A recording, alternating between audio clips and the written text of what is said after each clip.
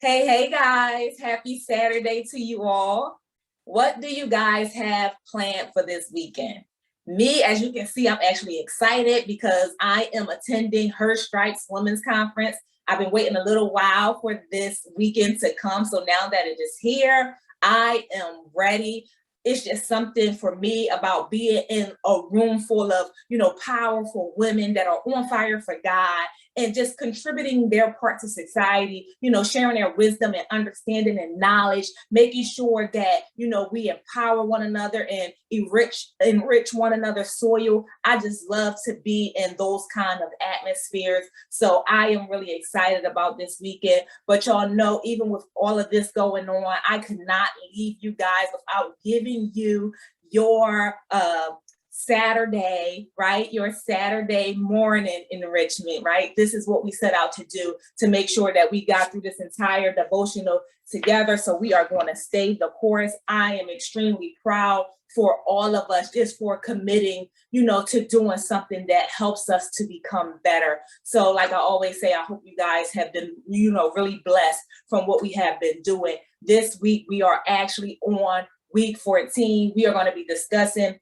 devotion day 26 and day 27. So if you got your quote devotionals, now's the time to pull them out. Make sure that you grab yourself a notepad, grab yourself a pen, something that you can write with so you can jot down things and don't have to just commit everything to memory, but you always have something to reflect back on. So turn with me in your books to devotion day 26, and we are going to read that quote together.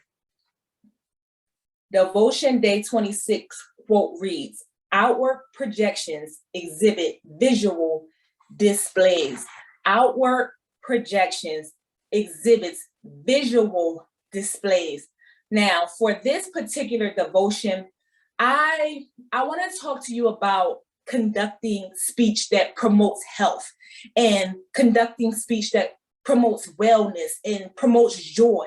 I want to just take a minute to acknowledge how powerful the words that come out of our mouth really are, because a lot of what we are presently seeing in our lives today is the evidence of what was released by something we said prior, right? There are some very important points that I would like to highlight today, which are the roles and the responsibilities that come attached with titles, as well as the definition that gives words their meaning. Oftentimes, we speak over, our circumstances from a point of being emotional, a very emotional standpoint. And we fail to realize that in most cases, that is not the ideal place to create from, right? So what I want you to understand is that when you begin to label yourself, or when you begin to label your children, or put labels on your relationships, the titles don't come without roles that needs to be fulfilled. So in order for our words, right, to fulfill their assignment, what they have to do is they have to embody the defining factors that are associated with the words. So what happens is we release different verbiage into the atmosphere. Our actions will begin to respond in accordance to what it is that we said. So think about it like this. If you continually tell yourself you can't do something, right? Or you continually tell yourself that you're not good enough or that you don't have what it takes, how much effort do you think you are really going to, put into whatever it is that you are doing?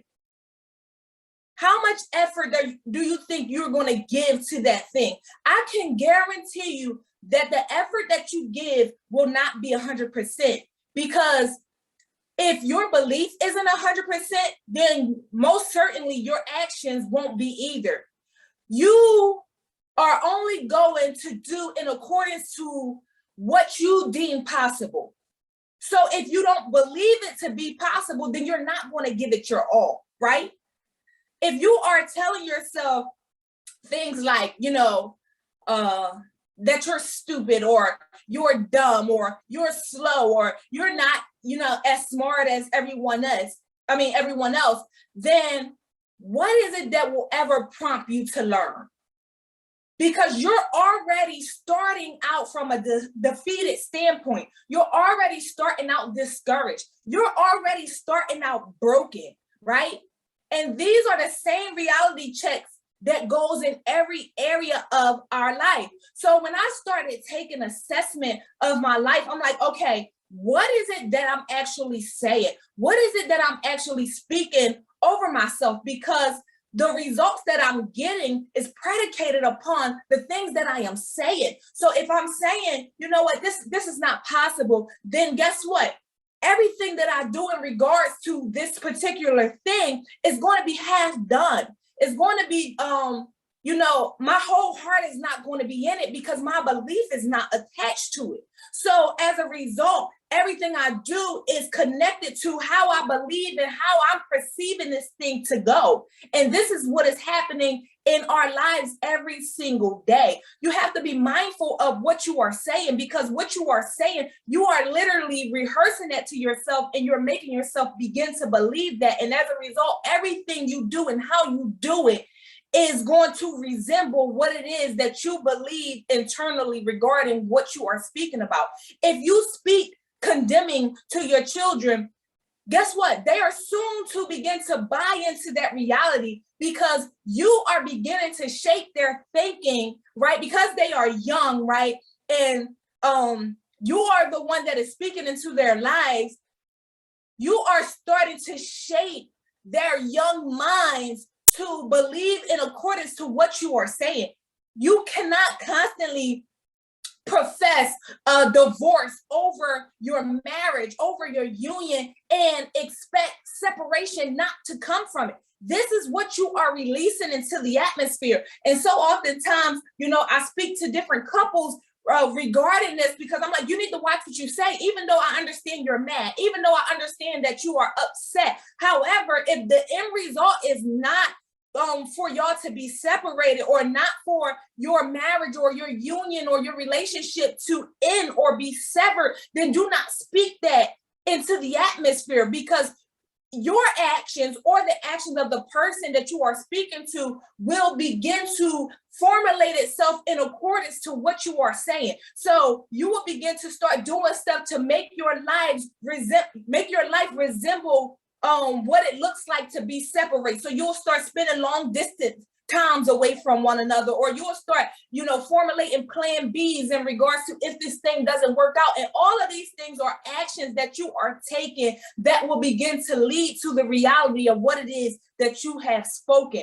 Regardless of what things are looking like right now, your speech needs to begin to confess that which you would like to possess. Right? So if this is not what you want to possess in life, then do not confess it. If you're sick in your body, you have to begin to speak health, not constantly say, I'm sick, I don't feel good. And I'm not saying that you have to, lie to yourself. That's not what I'm saying. I'm saying speak what it is that you want to see. Your reality right now is what it is, but I don't want to come into agreement with that, because once I come into agreement, what I'm doing is I'm giving that thing power to continue to manifest itself in my life. No, I'm speaking contrary to everything that I don't want to see. So like I said, if you're sick in your body, you have to begin to speak health, right? The next time you get that small paycheck, I want you to speak increase to it. That's actually a part of my email address, that I want to see increase, because I want everything that I associate myself with to be in accordance to what I want my life to look like. When your kids are going astray, don't say, they just ain't good for nothing, or this is just who they is, or you know what, I can't do nothing with them. They're going to end up this way. They're going to end up that way. No, you speak course correction to them. No, this is who you need to become. This is what is in you. This is what your life will be. This is who you will align yourself with. You speak course correction. Don't continue to send them down the path of destruction because you feel like that's where they're at now. Because guess what? That's where they begin to stay, because you are the tour guide in their life and you are now in agreement with the route that they are going, because you are speaking in accordance to that wrong direction. No, you speak course correction to your children. Speak peace to your troubled mind. Don't sit up there and say, no, you know, my mind is just always all over the place. Like, I just can't get it together. Like, my thoughts are no, you begin to speak back to it. Anytime it's saying something contrary to what it is that you want to believe regarding yourself, you have to begin to boss up in your life and take charge, put a demand on those thoughts and speak back to them. No, I speak soundness in the name of Jesus Christ. No, we're not doing that. That is not my portion. I'm going this direction. No, I am not defeated. No, I am not cast down. No, I am not destroyed. You start speaking back to that thing. That's how you reclaim your authority in those areas. Speak love to that troubled marriage. Speak liberty to that place of bondage. I'm not going to stay here. This is not my end. I'm better than this. It is greater later. That is how you begin to speak to those things so you can change the trajectory of your life. Listen, you have to change what you are saying so that you can summon the behavior and you can summon the characteristics and the traits and the principles and the realities of what it is that you actually want. Do not continue to come in agreement with anything that you do not want to see as a part of your life. No, you separate yourself from that current state of thinking. You separate yourself from that current state of being. That is how you change it. What do you actually want? What are your aspirations? What are your aspirations? I hear that saying all the time, but very rarely do I hear people actually tell me what their aspirations are. People say, I got dreams. I got to go. No, what are those dreams? What are those goals? What is it that you want? And then I want you to make an affirmation to evoke the presence of the things that you desire. Make an actual affirmation to evoke that presence into your life of what it is that you desire. And I'm not just speaking to y'all. This is what I tell myself every day, because I know it's a struggle. Because I know everything, is set to come against what it is that you want or what it is that you believe. So just as hard as the world is coming at me to contradict what it is that I want, I'm coming back at it with just as much force, affirming it, making it so. And I'm very passionate about this subject because, like I said, this is how I live my life. Today, you need to begin to practice how to shift your language. Change what you are saying. You will begin to see a visual display of that which you outwardly project. What are you outwardly projecting? Everything that you see in manifestation today is an outward projection of something.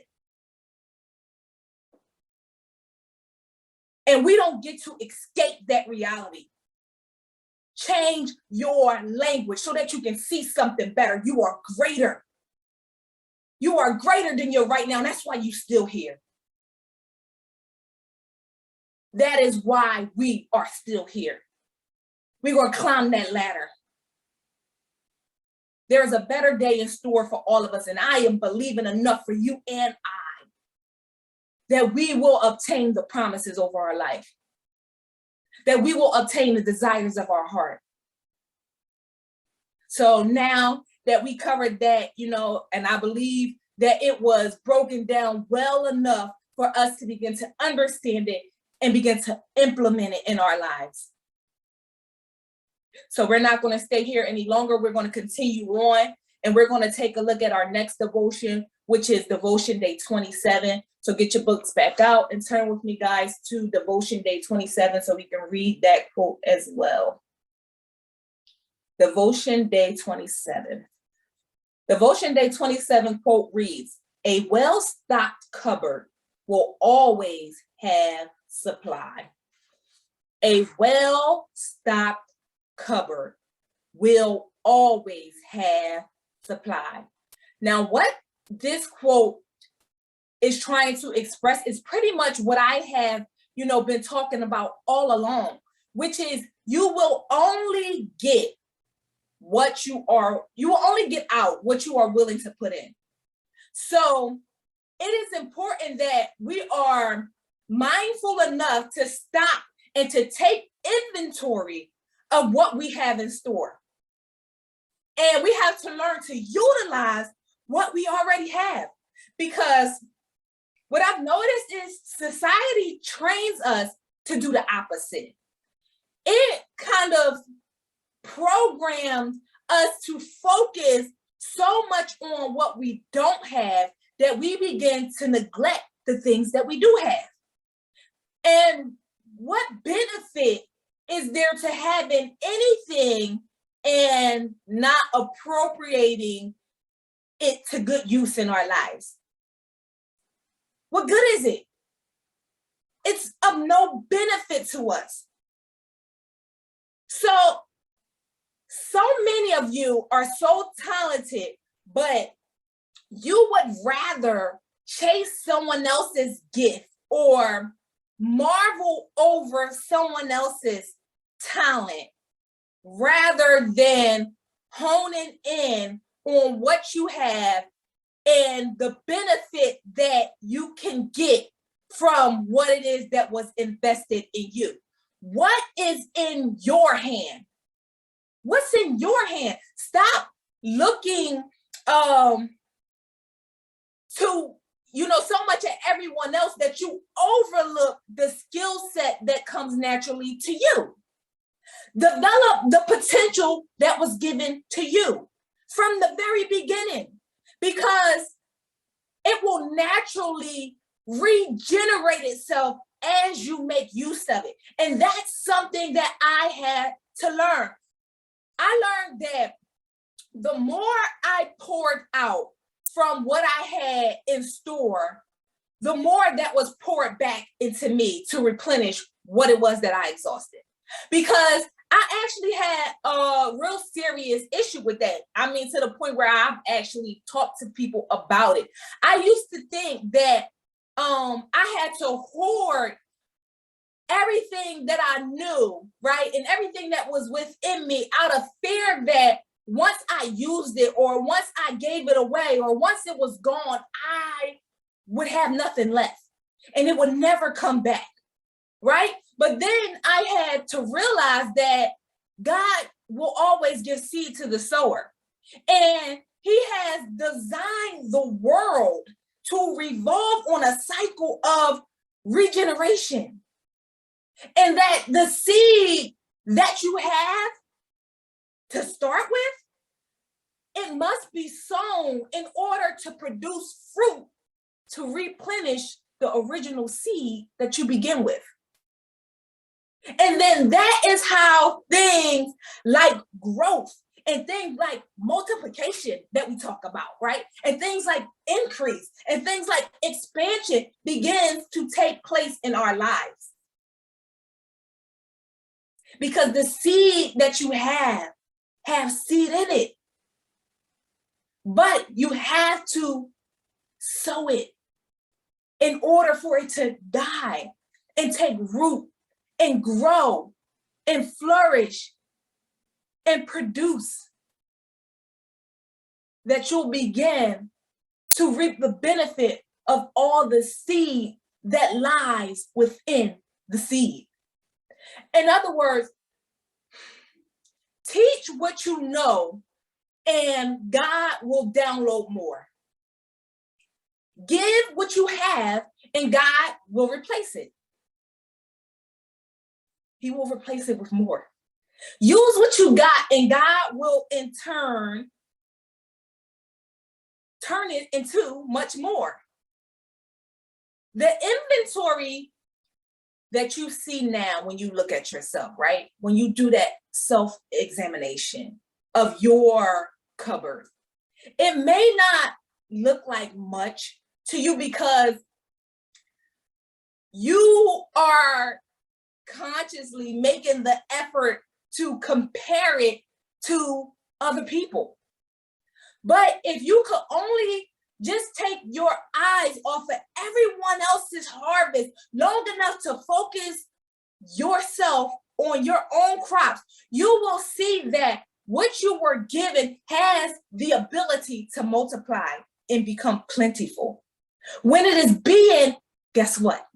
Effectively utilized. That's the part that you cannot miss. You can't just sit there. You can't just bury it because it will not turn into anything. You have to effectively utilize what it is that you have. We often notice things when it's at,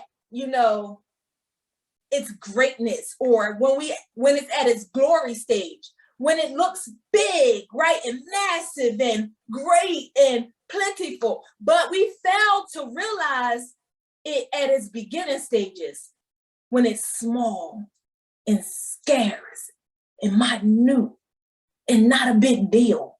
We fail to realize it at that point, but it all starts out that way. It all starts. So if you're skipping that step, you're skipping the process that needs to take place, and that is why you are not getting to that point of greatness. The cupboard that is referenced in this quote it's a symbolic reference of yourself and what's been stored in your soul. What are you doing with what you have, and how and when do you plan to stock up on what it is that you need? Because every area of your life that you may feel a void or that you are sensing lack, right?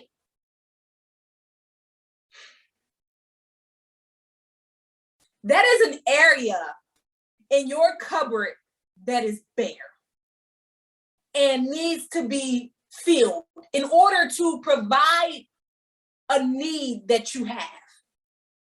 Many of your cupboards are overloaded with so much junk that needs to be thrown out for trash, because what it's doing is it is taking up space for what you need to actually nourish you, to actually be able to make you whole. Sometimes we can use practical analogies like this to broaden our perspective and to give us a better outlook on our lives. Not everything is as complicated as we make it out to be. Utilize what you have, invest in what you need, and get rid of what you don't, period. But we complicate that process. But when we look in our refrigerator, it makes sense. When we look in our pantries, it makes sense. When we look in our cabinets, it makes sense.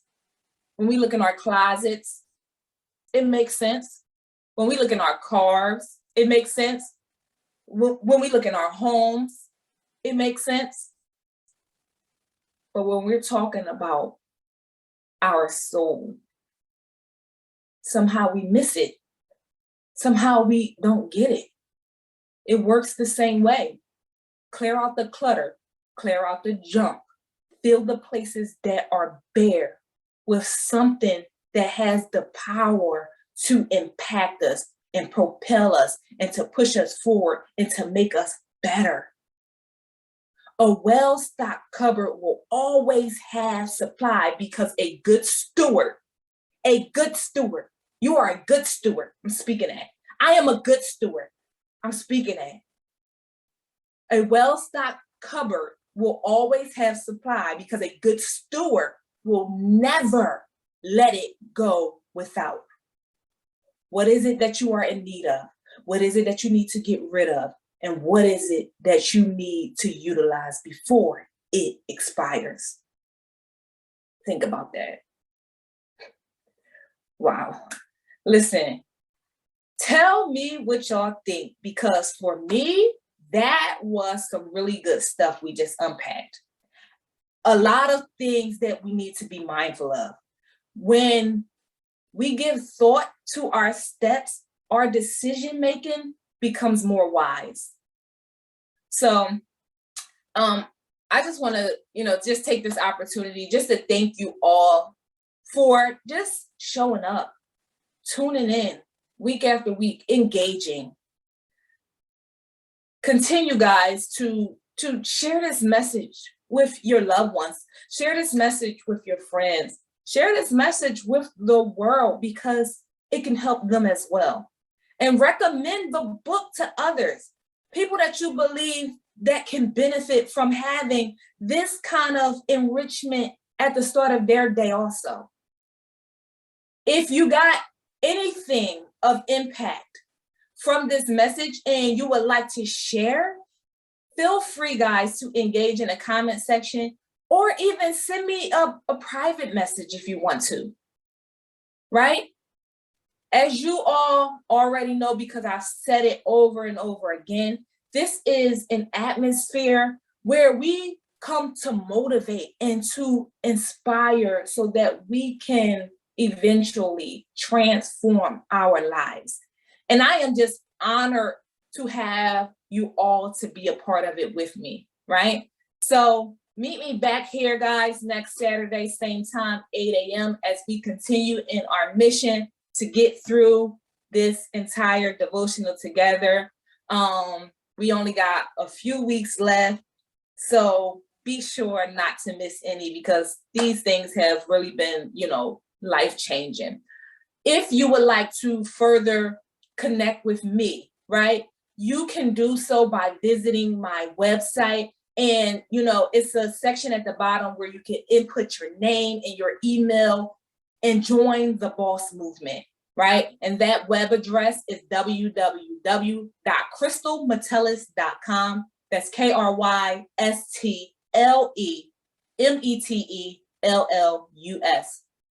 www.crystalmetellus.com. If you have yet to purchase your very own copy of the, and I quote, 31-day devotional, you can also do that from that same website. The book is also available to you all on Amazon. Until next time, guys, say it with me. Remember to always boss up, take charge, and put a demand on your day.